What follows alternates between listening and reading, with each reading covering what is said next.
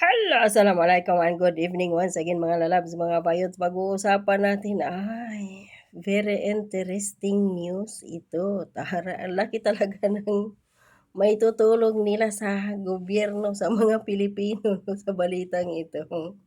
Just joking. So ano bang balita na ito? Basa sa baba. Ina ni Martin Romualdez muling nakabalik sa Forbes Philippines 50 richest pagkatapos ng 5 taon. Uy. So under Duterte administration, mga lalabs, mga bayots, hindi mayaman si Romualdez. Wala siyang nanakaw under Duterte's administration. Kaya yung nanay niya, nalaglag. Wala sa top list ng pinmayamang tao sa lipunan dyan sa Pilipinas. Ngayon, ato nakabalik. Ito bakit? Ayon dito sa ang balita ngayon, Facebook page account, ina ni Martin Romualdez muling nakabalik sa Forbes Philippines 50 richest pagkatapos ng 5 taon, no? Yan. Muling nakapasok sa Forbes Philippines 50 richest si Juliet Gomez Romualdez. Kaya yan mga lalabs, mga bites, huwag kayong paano-ano kay Richard Gomez ha. Magkamag-anak po sila ni Martin Romualdez. Kaya yan si Goma, barbecue yan. Baling-bing kung sa prutas pa. Kasi Gomez, may related ang pamilya ni Richard Gomez dito kay Martin Romualdez dahil dito sa kanyang nanay na to. So sino to si Juliet Gomez Romualdez, biyuda ng yumaong Leyte Governor Benjamin Kokoy Romualdez at ina ni Leyte Representative Martin Romualdez matapos ang 5 taong pagkawala sa listahan. Uulitin ko. Dahil under Duterte administration, walang nanakaw si Martin Romualdez sa kanyang gobyerno, kaya laglag sa banga ang nanay ni Tambaloslos. Wala sa top list na mayaman sa bansang Pilipinas. So ayon sa Forbes, nagmula ang malaking bahagi ng kanyang yaman sa pagbibinta ng noong 2012 ng minority stake sa BDO Unibank, habang nananatili rin siyang may stake sa Benguet Corporation. Ang kanyang pagbabalik ay kasunod ng desisyon ng Sandigang Bayan nitong taon na ibasura ang pagtatangka ng pamahalaan na buhayin ang civil forfeiture case kaugnay ng mahigit na 5.19 million US dollars na Swiss bank funds ng mag-asawang Benjamin at Juliet Romualdez. Iniakyat na ng pamahalaan ang usapin sa korte. Ito ba talaga yung dahilan? Grabe naman. Mag-aano pa kaagad ang dahil dito sa kanyang pagbibinta ng shares? O ano ba to? Sa minority stake, sa mga bangko, at sa mga corporate. Hindi yun ang totoo, of course. Alam na natin yun. Nang dahil kung kailan si Martin Romualdez naging nagiging speaker dyan sa Kamara, sa Congress, saka bumalik ang kanyang nanay dahil sa andaming issue ng flood control projects.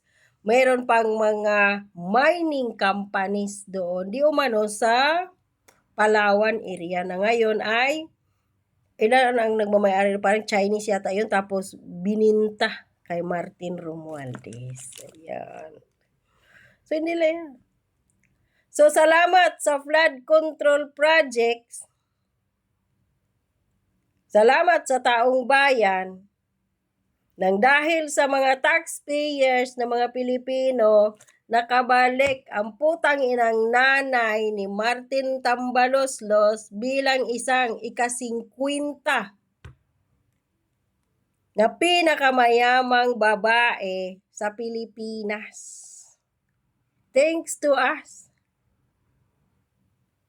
Kasi kung hindi naging congressman si Martin Romualdez at hindi nila sinipsip ang kaban ng bayan, wala na itong nanay ni Martin Romualdez, hindi na ito makabalik sa pagiging top list richest personnel or persons in the Philippines. Wala to. Wala ka naman dyan sa mga ano nila dito eh.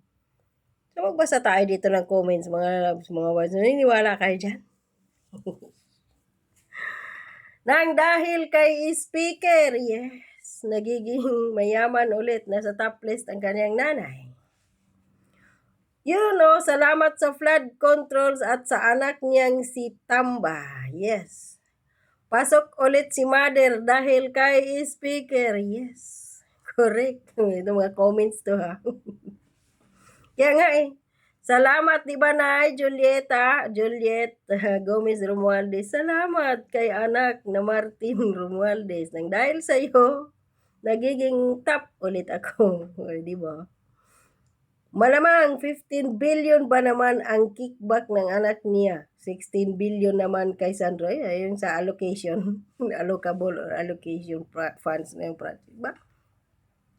Paldo ang mga to, di ba? Na balita pa na may mansion si Romualdez sa Amerika, mayroon siyang mansion din sa Spain, may polo club pa doon at maraming ari-ari. Ilan ba ang bahay na pinangalanan ng 18 Marines diyan sa Forbes Park? Pagmamayari ni Romualdez, 5 ba yun o 10? Basta something ganyan. O meron pa dyan doon sa Dasma o kung saan pa. Ay, ari-ari ni Martin Romualdez sa Cebu. Mismo si Jam Magno ang nag-ano noon ha, nag-ngak-ngak-ngak. Alam mo naman bunganga ni Jam Magno eh. Kala mo na iyot ng 10 lalaki yung bunganga noon. Eh yun, binoking din niya doon, bumili ng ari-arian doon. Ilang milyon. Na kung sumahin mo, magkano lang ang sahod ng isang speaker. Tapos may mga ganitong klaseng ano. O di ba meron pa siyang tinanggap di ba doon sa ano ba yung pinakamalaking hotel dyan at casino sa Manila, sa Metro Manila.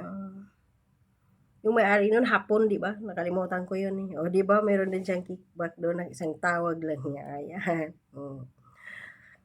Ay. Fetus pa lang kami, mga honorable tips na kayo hanggang ngayon. O, yan na nga eh. Dahil kay Speaker Tamba Paldo, ayan. Kay mother pala, pinatago. Oo. Doon pala pinatago, pinangalan kay mother pala, hindi maano.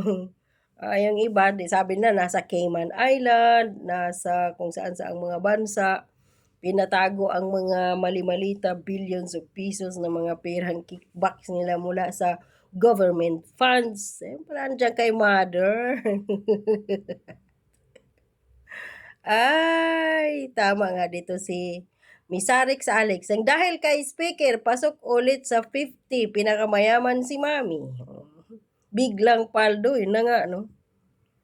Nalaglag ng 5 taon, tapos ngayon biglang bumalik na ika-50 mayaman na personalidad sa bansang Pilipinas ang kanyang nanay. So ano ngayon kung mayaman kayo? Nasa 50 o nasa ika-50 mayaman ang nanay mo, kung yung ikinayaman din naman nila Martin Romualdez ay galing sa nakaw, kahit sabihin pa nilang hindi ang totoo, ay wala na. Galing yun sa flood control project, sa AEC, sa MAEP, sa TUPAD. Ang mga pira na yan na ikinayaman ng kanyang nanay na ang kakapal ng mga mukha ng mga putang inang ito, pinagyabang pa nila ngayon sa buong mundo, magnanakaw kayo, kakadiri.